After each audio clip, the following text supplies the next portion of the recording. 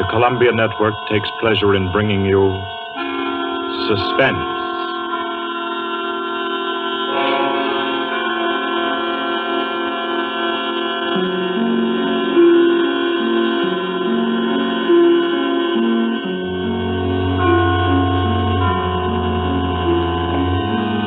Suspense, Columbia's parade of outstanding thrillers, produced and directed by William Spear and scored by Bernard Herrmann. The notable melodramas from stage and screen, fiction and radio, presented each week to bring you to the edge of your chair, to keep you in suspense.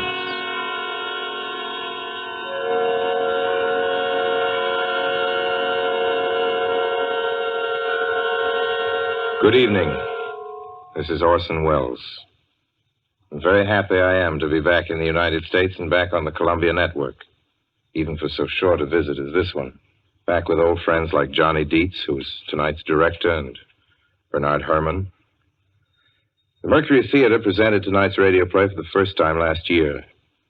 We came right out then and hailed it as a classic of the medium. Nobody argued the point. A lot of people asked us to do it again, so it's gratifying to get the chance now and to find a favorite of ours in this distinguished anthology of spook shows. Personally, I've never met anybody who didn't like a good ghost story, but I know a lot of people who think there are a lot of people who don't like a good ghost story. For the benefit of these, at least, I go on record at the outset of this evening's entertainment with the sober assurance that although blood may be curdled on this program, none will be spilt. There's no shooting, knifing, throttling, axing, or poisoning here. No clanking chains, no cobwebs, no bony and/or hairy hands appearing from secret panels, or, better yet, bedroom curtains. If it's any part of that dear old phosphorescent foolishness that people who don't like ghost stories don't like, then again, I promise you, we haven't got it. Not tonight. What we do have is a thriller. It's half as good as we think it is. You can call it a shocker. It's already been called a real Orson Welles story. Now, frankly, I don't know what this means. I've been on the air directing and acting in my own shows for quite a while now, and I don't suppose I've done more than half a dozen thrillers in all that time. Honestly, I don't think even that many, but it seems I do have a reputation for the uncanny.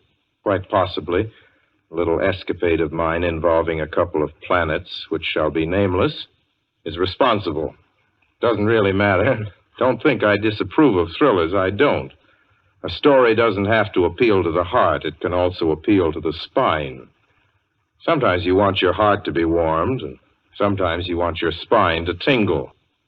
The tingling, it's to be hoped, will be quite audible as you listen tonight to The Hitchhiker. That's the name of our story, The Hitchhiker.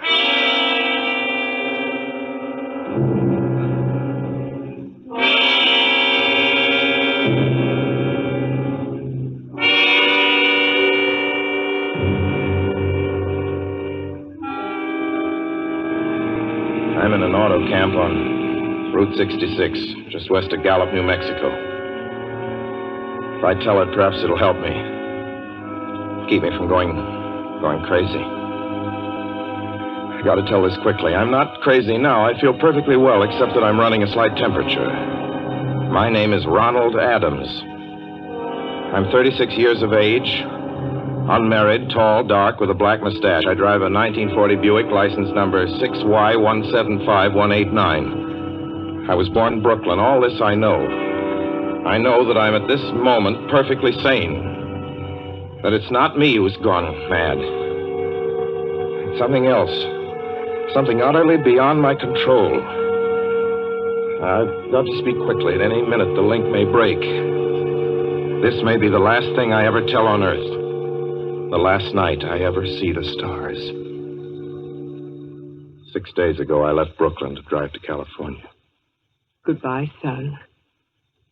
Good luck to you, my boy. Goodbye, Mother. Here, give me a kiss, and I'll go. I'll come out with you to the car. Oh, no, it's raining. Stay here at the door. Hey, what's this? Tears? I thought you'd promised me you wouldn't cry. Oh, I know, dear. I'm sorry. But I do hate to see you go. I'll be back. It'll only be the On the coast 3 months? Oh, it isn't that. It's just the trip. Ronald, I wish you weren't driving. Oh, Mother, there you go again. People do it every day. I know, but you'll be careful, won't you? Promise me you'll be extra careful.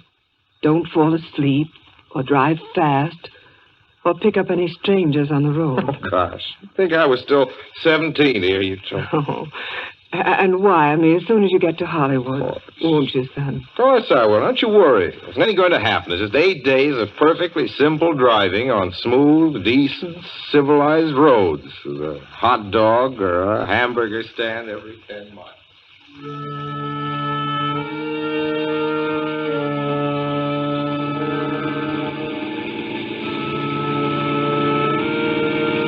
I was in fine spirits. The drive ahead of me, even the loneliness, seemed like a lark. I reckoned without him. Crossing Brooklyn Bridge that morning in the rain, I saw a man leaning against the cables. He seemed to be waiting for a lift. There were spots of fresh rain on his shoulders. He was carrying a cheap overnight bag in one hand. He was thin, nondescript, with a cap pulled down over his eyes. I would have forgotten him completely, except that just an hour later, while crossing the Pulaski Skyway over the Jersey Flats, I saw him again. At least, he looked like the same person. He was standing now with one thumb pointing west. I couldn't figure out how he got there, but I thought probably one of those fast trucks had picked him up, beaten me to the Skyway, and let him off. I didn't stop for him. Then late that night, I saw him again. It was on the new Pennsylvania Turnpike between Harrisburg and Pittsburgh. It's 265 miles long with a very high speed limit. I was just slowing down for one of the tunnels when I saw him, standing under an arc light by the side of the road. I'd seen quite distinctly the bag, the cap, even the spots of fresh rain spattered over his shoulders. He hallooed at me this time. Hello! Hello! I stepped on the gas like a shot. It's lonely country through the Alleghenies, and I had no intention of stopping. Besides, the coincidences, or whatever it was, gave me the willies. Stopped at the next gas station.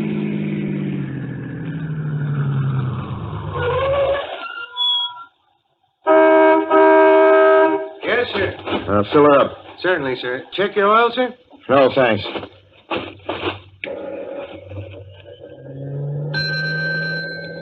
Nice night, isn't it? Yes. It hasn't been raining here recently, has it? Not a drop of rain all week. Oh? Oh, I suppose that doesn't done your business any harm. Oh, people drive through here all kinds of weather. Mostly business, you know. There aren't many pleasure cars out on the turnpike this season of the year. I suppose not. What about hitchhikers?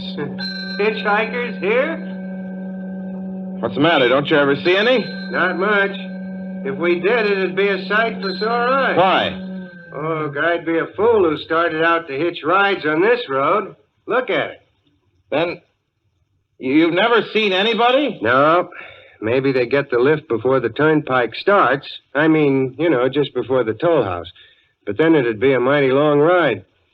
Most cars wouldn't want to pick up a guy for that long a ride. And you know, this is pretty lonesome country here. Mountains and woods.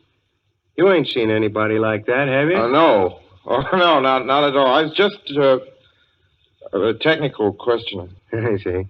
Well, that'll be just $1.49 with the tax. The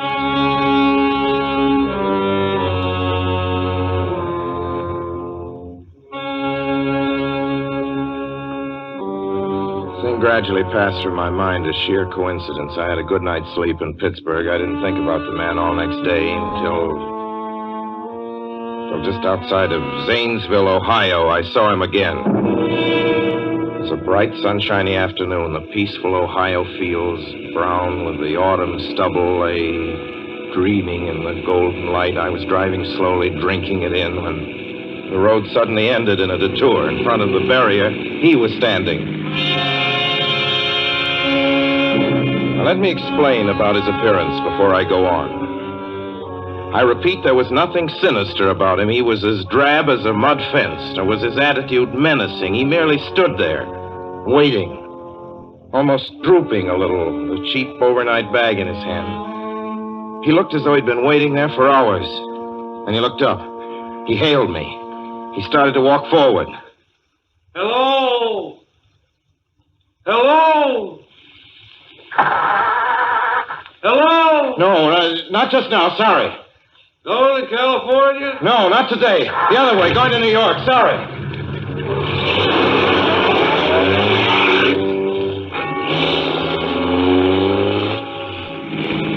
After I got the car back on the road again, I felt like a fool.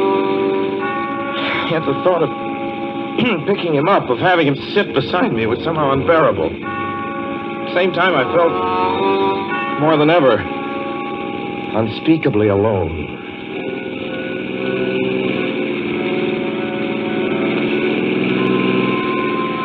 Hour after hour went by. Fields, the towns ticked off one by one. The light changed. I knew now that I was going to see him again. And though I dreaded the sight, I caught myself searching the side of the road, waiting for him to appear.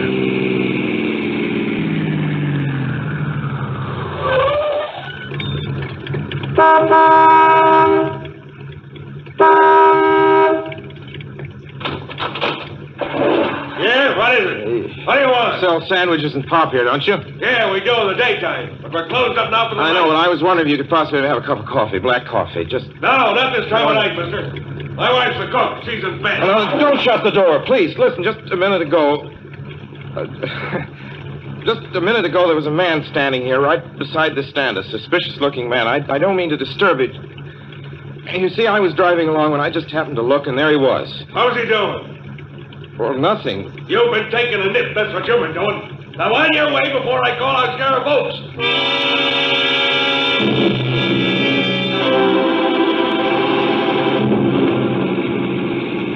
I got into the car again and drove on slowly. I was beginning to hate the car. If I could have found a place to stop, to rest a little. I was in the Ozark Mountains of Missouri now. A few resort places there were closed, only an occasional log cabin, seemingly deserted. That's all that broke the monotony of the wild, wooded landscape. I had seen him at that roadside stand. I knew I'd see him again. Maybe at the next turn of the road. I knew that when I saw him next, I would run him down.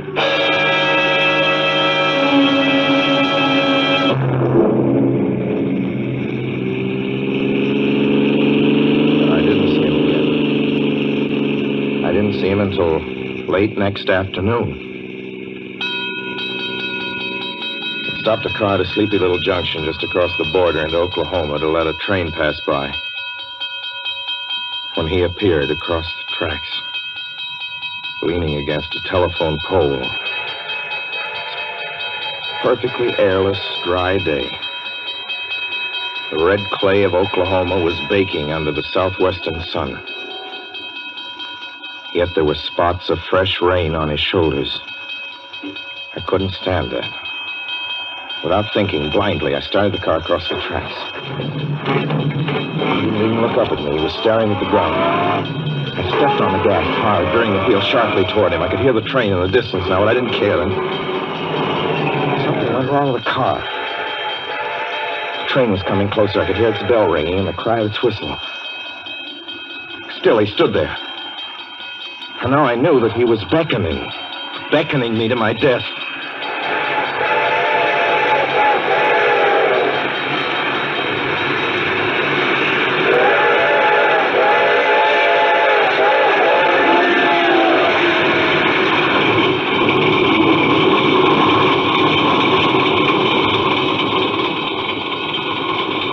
No. I frustrated him that time. The starter worked at last. I managed to back up. When the train passed, he was gone. I was all alone in the hot, dry afternoon.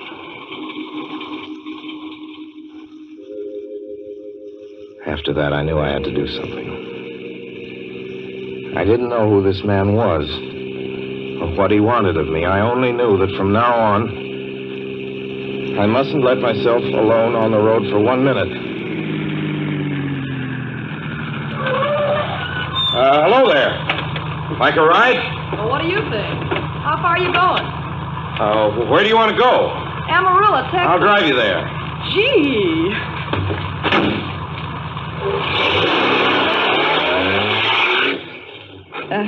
You mind if I take off my shoes? My dogs are killing me. Go right ahead. Oh, gee, what a break this is. Hitchhike much? Sure, only it's tough sometimes in these great open spaces to get the break. I should think it would be, though I'll bet you get a good pickup in a fast car. If you did, you could get places faster than, say, another person in another car, couldn't you? I don't get you. Well, take me, for instance. Suppose I'm driving across the country, say, at a nice, steady clip, about 45 miles an hour. Couldn't a girl like you just standing beside the road waiting for Liz beat me to town, or any town, provided she got picked up every time in a car doing from 65 to 70 miles an hour? I don't know. What difference does it make? Oh, no difference. It's just a crazy idea I had sitting here in the car. Imagine spending your time in a swell car thinking of things like that. What would you do instead? What would I do? If I was a good-looking fella like yourself, why, I just enjoy myself every minute of the time. I'd sit back and relax. And if I saw a good-looking girl along the side of the road, hey, look out! Did you see him? See who? A man standing beside the barbed wire fence. I didn't see anybody. There wasn't nothing but a bunch of cows and a wire fence. No? What'd you think you was doing? Trying to run into the barbed wire There's a man fence? there, I tell you. A thin gray man with an overnight bag in his hand. And I was trying to run him down. Run him down? You mean kill him? Say you didn't see him back there? You sure? I didn't see a soul. As far as Watch that's concerned... for him the next time and keep watching. Keep your eyes peeled on the road. He'll turn up again. Maybe any minute. There! Look there!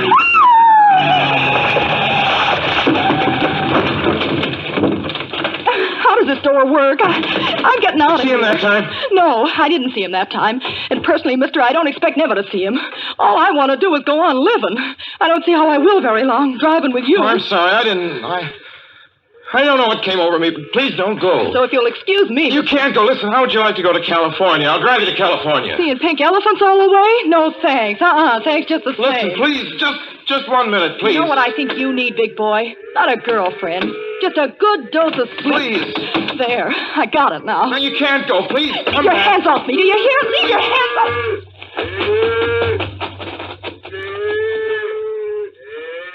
She ran from me. As though I were a monster. A few minutes later, I saw a passing truck pick her up.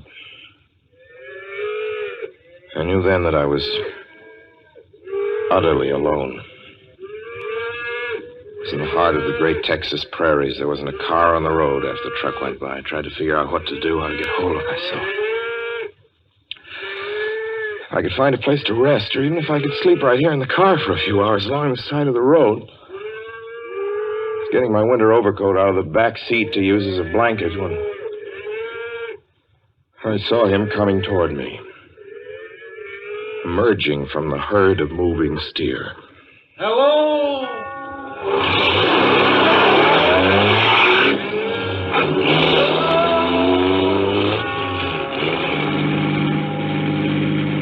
Maybe I should have spoken to him then.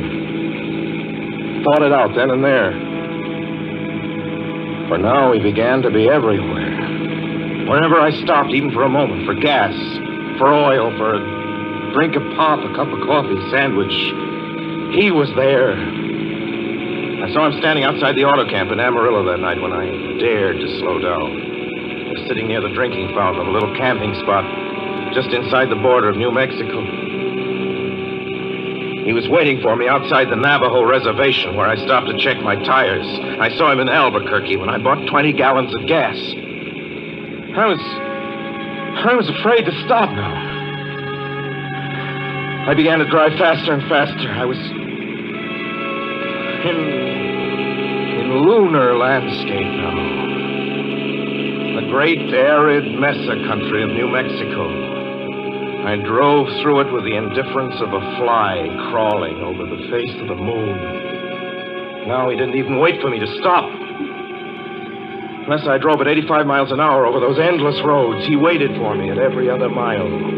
I'd see his figure, shadowless, flitting before me, still in its same attitude, over the cold, lifeless ground, flitting over dried-up rivers, over broken stones cast up by old glacial upheavals, flitting in that pure and cloudless air.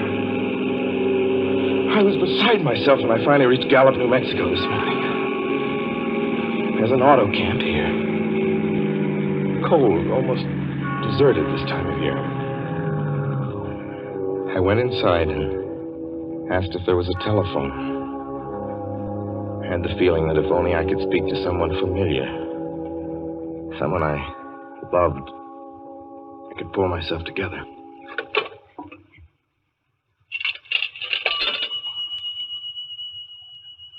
Your call, please. Long distance. Long distance, certainly. This is long distance. I'd like to put in a call to my home in Brooklyn, New York. I'm Ronald Adams. The number is Beechwood 200828. Certainly, I will try to get it for you. Albuquerque. New York for Gallup. New York. Gallup, New Mexico, calling Beechwood 20828. I'd read somewhere that love could banish demons. It's the middle of the morning. I knew Mother would be home. I pictured her tall and white-haired in her crisp house dress, going about her tasks. Be enough, I thought, just to hear the even calmness of her voice. Will you please deposit $3.85 for the first 3 minutes? When you have deposited $1.50, will you wait until I have collected the money?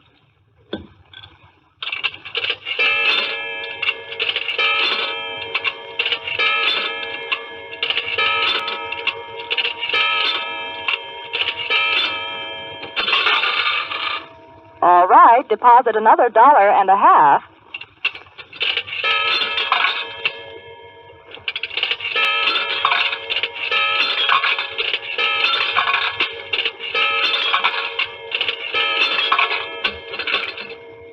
Will you please deposit the remaining 85 cents?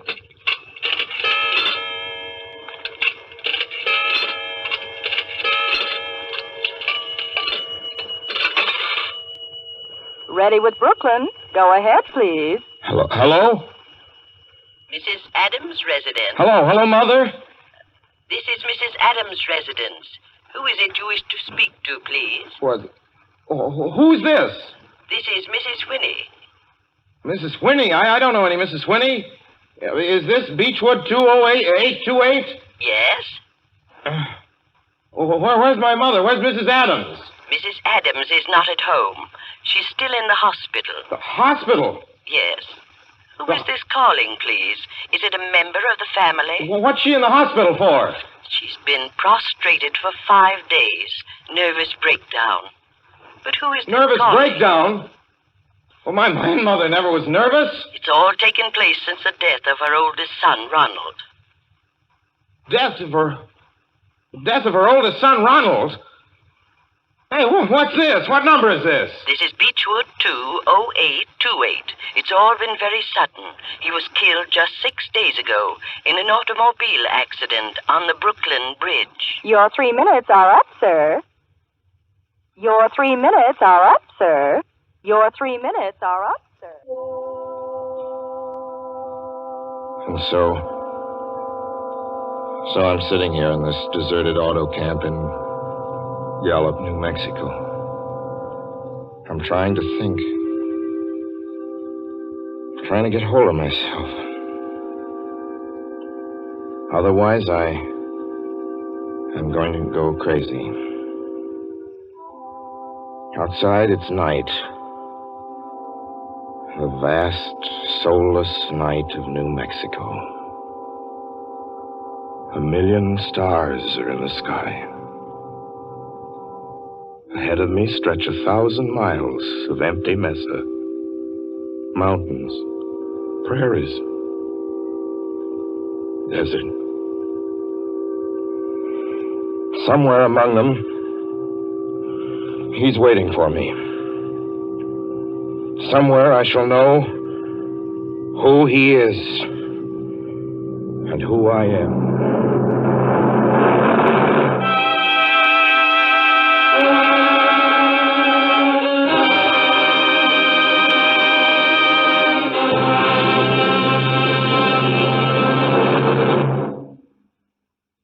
So ends The Hitchhiker, and to Orson Welles our considerable thanks for his playing of the title role.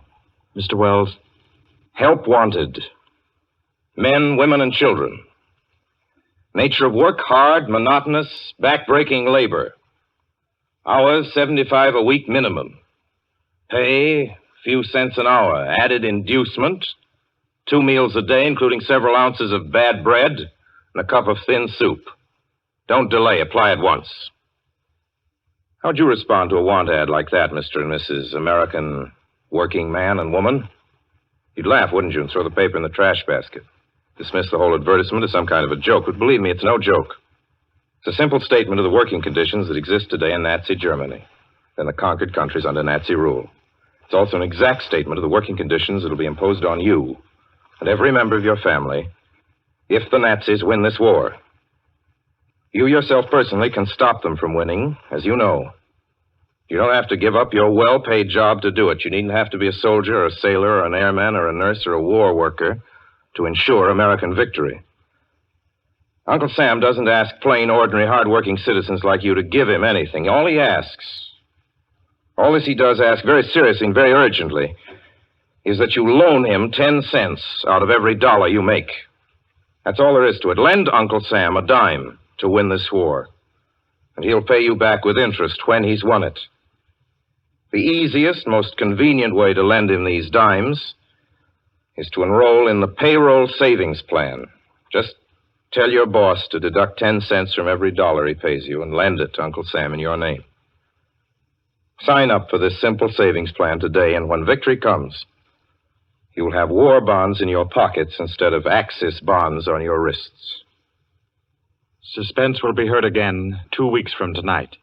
Next Wednesday night, September 9th, the Columbia Broadcasting System will present over many of these stations at 9:30 p.m. Eastern Wartime an address by W. Averill Harriman, the United States Lend-Lease Administrator in London. Mr. Harriman, as the personal representative of the President of the United States, attended the Moscow conferences between Winston Churchill and Joseph Stalin. Next Wednesday's broadcast will be Mr. Harriman's first public address since his return to this country. Suspense is produced and directed by William Spear. John Dietz was our guest director this evening.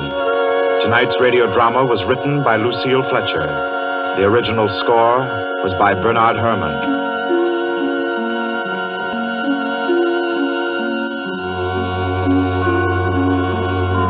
This is the Columbia Broadcasting System.